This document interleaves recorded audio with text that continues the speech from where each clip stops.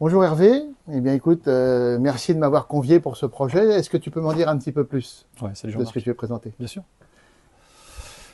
Eh ben, la nouveauté à BD Flash depuis une petite année, c'est notre nouvelle galerie d'art, qui était un rêve qu'on attendait depuis longtemps ici, puisque nous, Mhm. on vend des originaux depuis déjà une vingtaine d'années, mais on D'accord, n'avait pas le lieu pour, entre guillemets, le mettre en valeur. d'accord, Avant, on les mettait dans la librairie, donc on pouvait quand même exposer une trentaine de pièces. d'accord.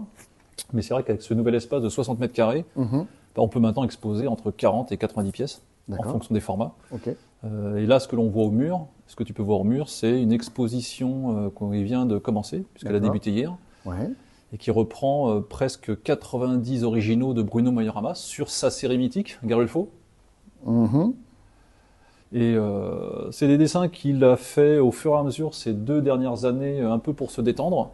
D'accord, Au départ, c'était ça, avec son gros projet sur lequel il travaille actuellement, qui lui demandait de faire près de 100 dessins à l'encre de Chine du niveau d'une couverture. d'accord, Ces dessins de Garulfo au crayon, technique qu'il utilise assez rarement, mhm. ont été comme une genre de respiration pour lui, entre des dizaines et des dizaines de dessins à l'encre de Chine, très très minutieux, travaillés à la plume, qui lui demandaient énormément de concentration et d'exigence. Et là, ce travail au crayon, sur des personnages qu'il a retrouvés, parce qu'il n'avait pas travaillé sur Garulfo depuis très très longtemps, D'accord, a été un vrai plaisir pour lui de retrouver ces personnages qu'il adorait dessiner. Et donc là, on a 85 pièces au mur, entre A3 et A2. ok. Ce qui est intéressant de savoir, c'est qu'il n'y a pas eu d'exposition d'illustration de Garulfo De- depuis que la série a été créée. Donc c'est presque une première. C'est une première. D'accord, Les rares fois où il avait le temps, parce que Bruno est un dessinateur assez lent, d'accord. très minutieux sur ses planches, sur ses cadrages, sur son ancrage, Mhm. et il n'a jamais eu le temps de vraiment s'atteler à faire de l'illustration, comme certains auteurs en font assez régulièrement. Ok, Donc avoir des dessins de Garulfo, c'est quasiment impossible pour n'importe quel collectionneur. C'est d'accord, très très ok. rare. Et c'est vraiment une grande première, surtout qu'on a voulu une exposition avec des prix abordables, Ouais, parce que Garulfo est quand même une série, une grande série populaire. Le mhm. tome 1 a dépassé les 110 ou 120 000 exemplaires. D'accord, C'est une des grandes séries fondatrices de l'éditeur Delcourt, au même mhm. titre que de Cap&O Pro, d'Aqua-Blue, Ok, ce grand type de série mythique. Et donc on a voulu arriver à faire une exposition, d'où la technique du crayon, qui soit en même temps de très haute qualité, qui reprenne ouais, on voit vraiment... bien, hein, ouais. Il y a pas mal de détails quand même, hein, c'est tout ça, hein. extraordinairement C'est travaillé. très fin, Alors hein. que c'est pas du crayonné, c'est vraiment du dessin au crayon, D'accord. Oui, comme on oui. appelle le vrai dessin au C'est crayon. ça, c'est ça. C'est pas un crayonné, c'est beaucoup plus poussé qu'un crayonné.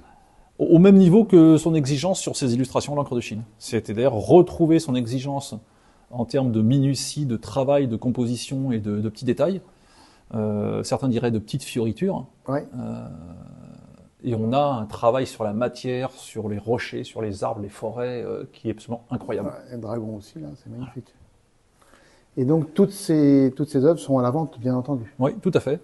Et quelle est la fourchette de prix, à peu près? Sur En les dessins moyenne? A3, on est entre 500 et 800 euros. D'accord. Et sur les grands formats, on est entre 1500 et 2000 euros.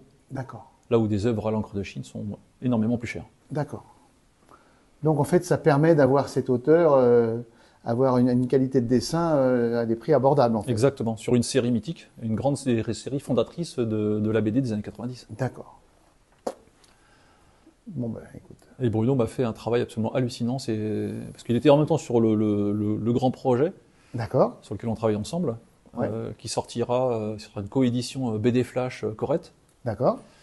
Et je remercie d'ailleurs Jean-Christophe sur ce projet qui, je pense, va en mettre plein la gueule à tout le monde, qui sortira d'ici quelques mois. Et puis, bon, comme on le sait bien, Jean-Christophe fait toujours du qualitatif. Ah, ouais, il a Donc, on sera pas inquiet sur ce qui va sortir. Non, non, non, c'est un très très bon éditeur, très pointu, qui fait des choses magnifiques, en dehors d'être un ami. Et donc ce travail-là, sur Garulfo, a été une petite respiration pour Bruno. Alors bon, des respirations comme ça, j'aimerais bien en avoir tout le temps. C'est ça.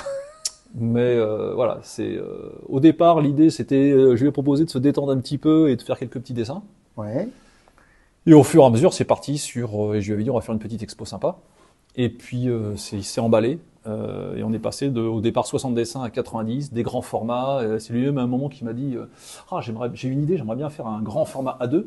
Je lui ai dit vas-y, lance-toi, fais-toi plaisir, impressionne-moi. Et à la fin, il avait une dizaine et il n'arrivait pas à s'arrêter tellement que ça lui se retrouver ces personnages lui plaisait énormément.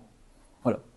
Donc ça a été. En fait, tu lui as permis en fait de retourner vers sa série mythique qui l'a un petit peu au démarrage, je pense. Ouais, complètement. Et puis je me disais, c'était une bonne alternance, ça lui ferait du bien. Il me parlait de temps en temps de quelques personnages qu'il voudrait redessiner. Il n'avait jamais le temps vu le gros projet sur lequel on était. D'accord, ok. Il y en a encore un ou deux autres derrière. Okay.